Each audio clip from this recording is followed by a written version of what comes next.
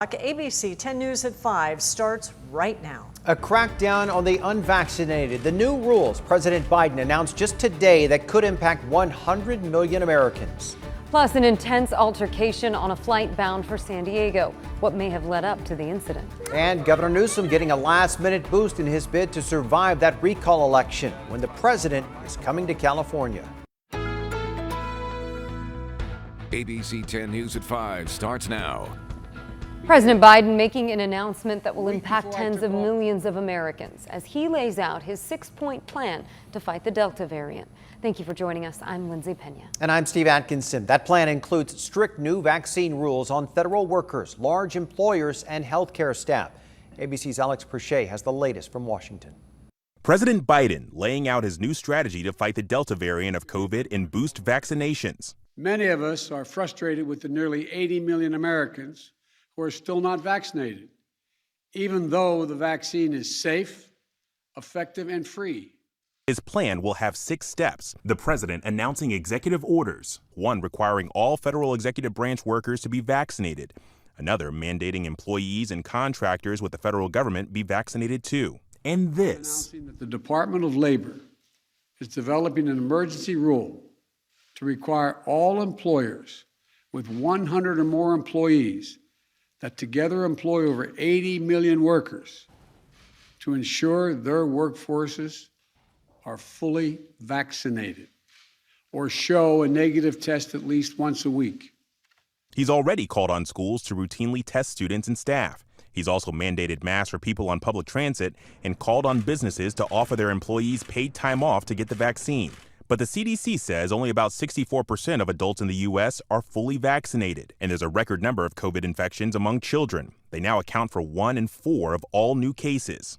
The U.S. heading into this fall with 4 times more patients in hospitals than a year ago, more than 100,000. In Washington state, once the epicenter of the pandemic, the Cowlitz County coroner says they've had an average of a death a day in recent weeks. The morgue struggling to keep up. It's an emotional roller coaster for my whole crew.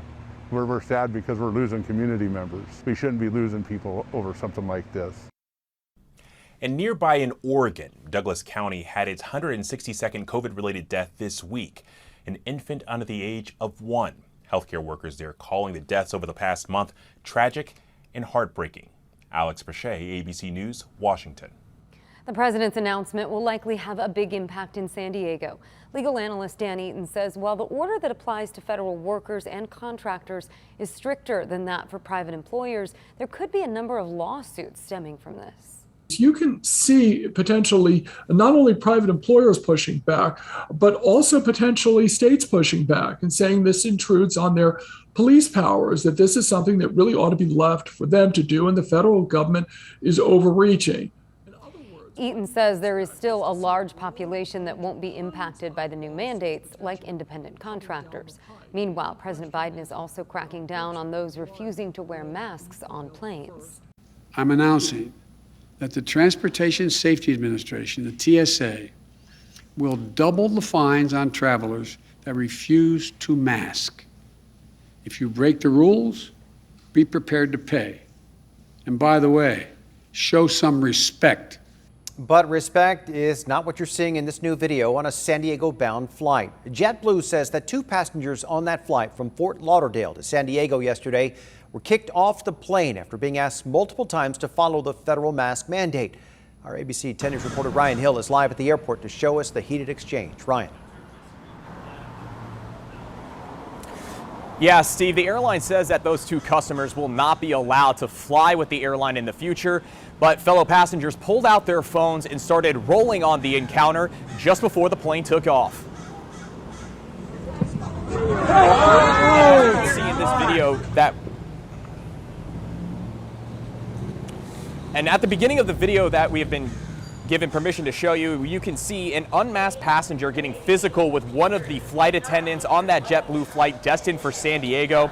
That passenger begins shouting at the cabin and fellow passenger with lots of swearing. He tells the passengers that there was a moment that they've waited for hours for that flight and that he was only given one warning before he was asked to leave the flight.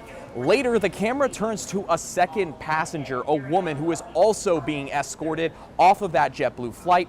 Before the woman leaves, she turns to face the passengers, pulls her mask down, and then begins to describe what she says happened. She tries to explain that her son had his mask down for a brief time, tried to comply, but that was not good enough to comply for the flight attendants.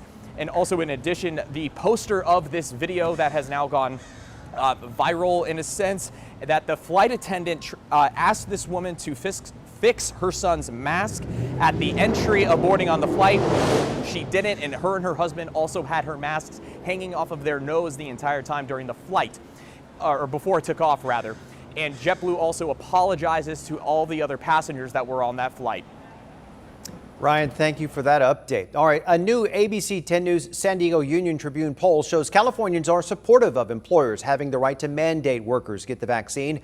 Out of 1,300 respondents, nearly 60% said employers should be allowed to require vaccinations. 29% said they should not. 13% didn't have an opinion.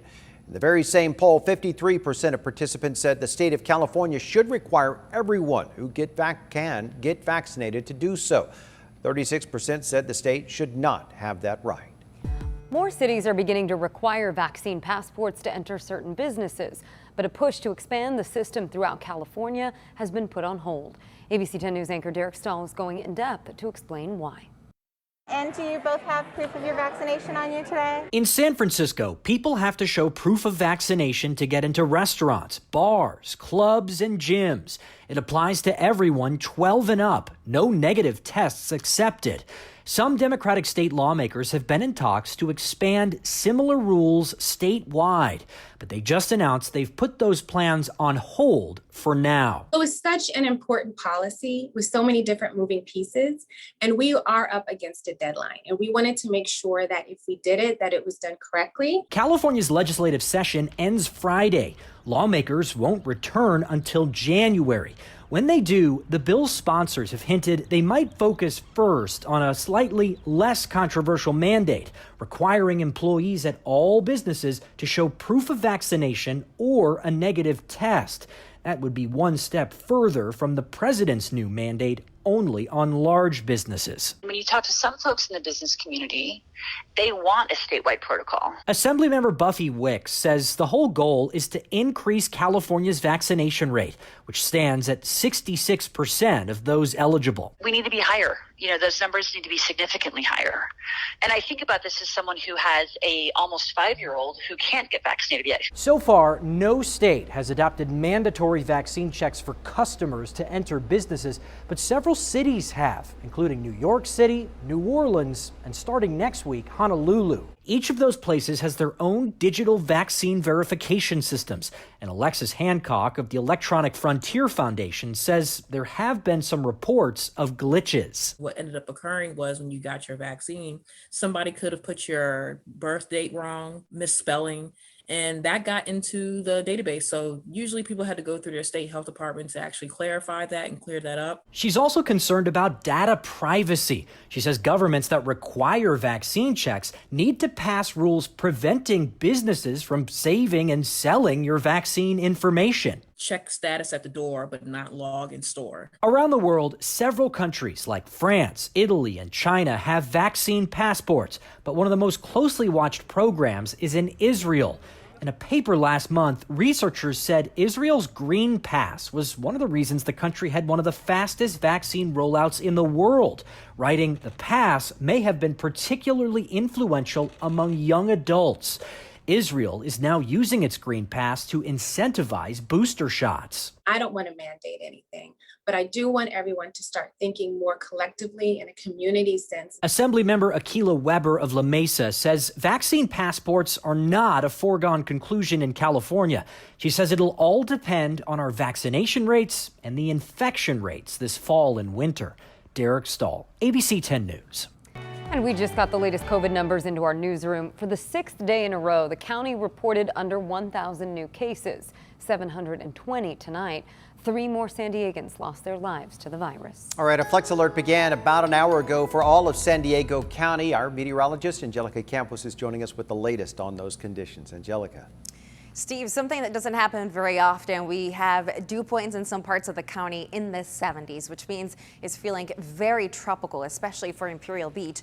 Right now, the numbers are in the 90s in Escondido and Poway, and the problem with this is that the overnight temperatures are staying warm, and the heat also will be prolonged. It'll stick around through the weekend. As a result of it, our heat advisory will be extended through Sunday, so it is likely we will have to conserve energy for the next several days as the heat continues. We're also tracking isolated thunderstorms. I'll give you more on that in your 7-day forecast.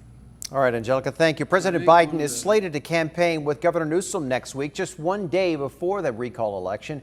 They will hold an event Monday in Long Beach. During his time out west, President Biden will also survey wildfire damage in Boise, Idaho, and Sacramento. This comes after Vice President Harris campaigned with the governor yesterday in the Bay Area. With just 5 days to go before the California governor recall election, latest polls show voters leaning towards keeping Newsom in office. But according to the exclusive ABC 10 News Union Tribune poll, if he's ousted, Larry Elder stands poised to take over. As Election Day draws closer, it seems more Californians will opt to keep Governor Gavin Newsom in office. According to an exclusive ABC 10 News Union Tribune poll by Survey USA, 54% of likely recall election voters want to keep the governor, compared to 41% who seek to have him removed from office before his term is up. But if he loses, talk show host Larry Elder is the clear frontrunner among the Republicans. Larry Elder would be the next governor if Gavin Newsom is replaced. The more Democrats and left-leaning independent voters have consolidated around backing Gavin Newsom. UCSD political science professor Thad Kauser compares Elder to former President Trump and says he seems to resonate with voters. Larry Elder, who is outspoken, who's not afraid to take controversial stands, that hurts him with the broader electorate, but that has helped galvanize about a quarter of California's voters, almost all of whom are Republicans, who are very excited about his candidacy. But at the end of the day, it seems many voters may also choose to leave that second question of who should replace Newsom blank. 31%, according to the latest poll. I think the most striking thing about this poll is that it shows that the leading vote getter in the replacement contest is actually not Larry Elder, it's none of the above. That 31% of voters are just going to sit out that election. If you'd like to see the complete Survey USA poll, you can go to our website, 10news.com. And ABC 10 News is your source for the special election. We'll have live coverage of the governor's recall vote on air and streaming all night on September 14th. Stay up to date on your favorite device, including Roku, Fire TV, Apple TV, your computer, or phone. To watch, just download the ABC 10 News app or go to 10news.com for important stories on the biggest issues and all the top candidates.